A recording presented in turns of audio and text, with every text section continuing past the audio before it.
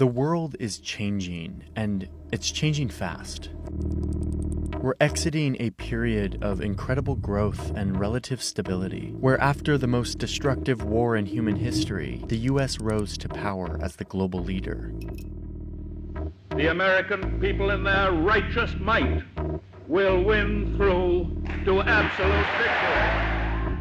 And as that leader, the US created new structures like NATO and the World Trade Organization. They established rules about trade, rules about economics, rules about justice, rules that they based on Western philosophical values, now being projected around the globe by a country with an astounding amount of alliances and military hardware.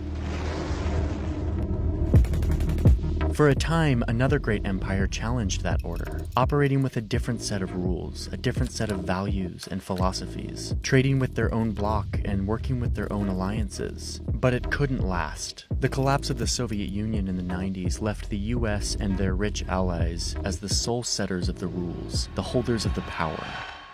So the US doubled down, and their system of liberal values, democracy, and free trade spread and fortified throughout the world. But when you're the global leader, when you're the one who sets all the rules, you get to decide when you follow your own rules, and when you don't.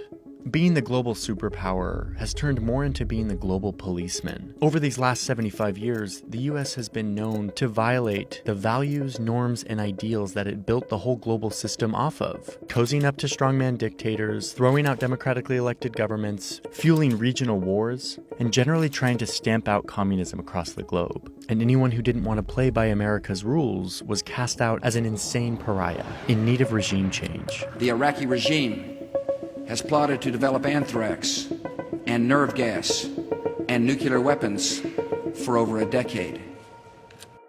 And yet, despite this double game the US has played, this system has been a part of the most peaceful period of human history. Major empires don't fight each other like they used to. And a major reason is because they came to understand that getting in line with the American-led system would mean economic opportunity and growth. It wasn't worth a war. Fighting against this system often meant destruction and losing deals for all sides. This peace was also helped by the existence of the most powerful weapons ever invented, which great powers didn't dare use on each other. The American-led system has meant stability and an incredible amount of trade, leading to a dramatic reduction in global poverty. But that era is coming to an end. In part thanks to the US-led order, China, which until recently was the most populous country on Earth, has risen to become the second largest economy and world's largest military based on active forces. And more, China sees the US as an unfair policeman of the global order, only holding to the rules that benefit them. And this projection of values and philosophies from the West to the leaders in China, this looks a lot like the modern-day version of colonialism. They see this hypocritical American empire, drunk on power that they've had since 1945, an America that is increasingly defensive because it's in decline, with its broken politics, divided people, and a complacency with their spot at the top. So China is building a competing system. In March 2023, China's leader Xi Jinping announced his Global Civilization Initiative, where he stated that countries must, quote, refrain from imposing their own values or models on others, and refrain from stoking ideological confrontation. So instead of the hypocritical colonialism of the US imposing their human rights and democracy around the world, his system would be transactional, stripping away the veil of what he views as a hypocritical, rules-based order that is built to basically benefit one group. The Chinese system would be built on common interests, beneficial deals, and opportunistic alliances, not purported philosophical values. And unlike decades past, China now has the military and the money to make it happen, to ignore the rules of the global superpower and to make their own, to engage with the world in a different way, to pursue Chinese interests outside of the system. And so now you see a competition between these two great powers that have become deeply economically entwined over the last 50 years. And now they're slowly decoupling. And around the world, you see China planting seeds for its new system, using state-backed money to invest in infrastructure projects all over the globe. This gives China a presence in many new countries, tying these countries to Chinese debt, which often translates into future leverage.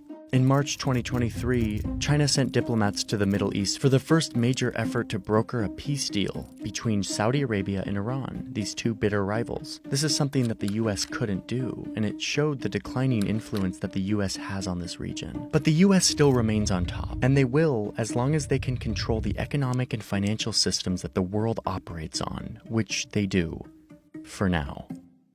But China is challenging this as well, working with Brazil, Russia, India, and South Africa, or the BRICS countries, to develop an alternative economic bloc. These are all major growing economies, and they will only become more important in the next 2 decades. Since 2009, the BRICS countries have been stepping up their cooperation, meeting annually, creating a new development bank to invest in their countries, and coordinating on various policies. The BRICS countries are becoming a potential rival to the G7 countries, which represent the US-led order.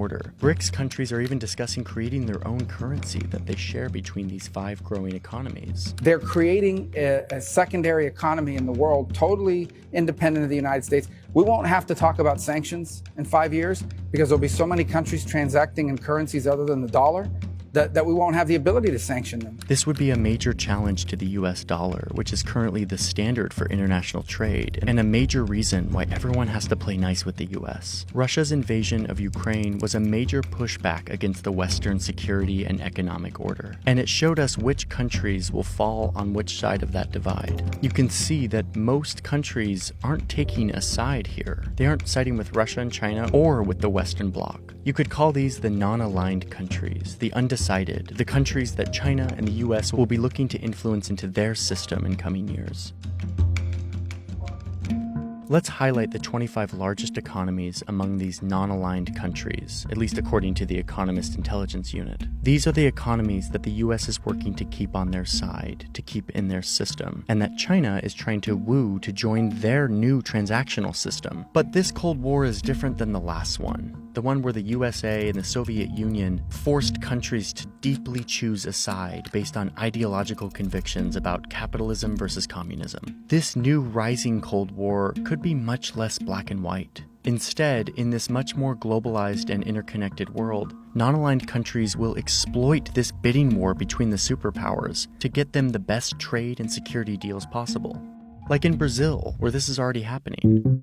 Brazil is a massive country who is a super close ally with the United States. And yet, they're a part of the BRICS bloc with China, which is one reason Brazil refused to sell weapons to Ukraine when the country requested a deal. They're already walking this line between their interests that align with the US order and their interests that align with China. Brazil's president traveled to Beijing in April 2023, and not only did the Brazilian president sign around 20 new agreements on technology, trade, and agriculture, but he actually asked Beijing to help him negotiate the war in Ukraine. So even as the US and China cut ties, Brazil is showing that they're not going to take a side. They're going to play both sides to their own benefit. India is kind of doing the same thing, getting lots of cheap oil and nearly half of their weapons from Russia, and then getting a quarter of their weapons from Europe, and recently securing $200 billion in funding from the US for Indian technology startups. Saudi Arabia gets almost all of its weapons from the United States, but is turning away from the US in other ways like trade, where China is now their top trading partner. In late 2022, China and Saudi Arabia signed a strategic partnership agreement, meaning that their leaders will be meeting more frequently. There will be more trade, more technology transfer, and more diplomacy. Turkey is a member of NATO and generally aligned with the West, but also has to walk a fine line here. Because it has strong economic ties to Russia, Turkey also doesn't want to lose out on China's economic expansion. China has this Belt and Road Initiative that runs right through Turkey, and they're hoping to court more Chinese investment in transportation, energy, and mining. Pakistan is a country that has been aligned with the US in recent years and a partner on the war on terror, but it also entertains investment and trade with China, including a $62 billion investment from China's Belt and Road Initiative to create this economic corridor between the two countries.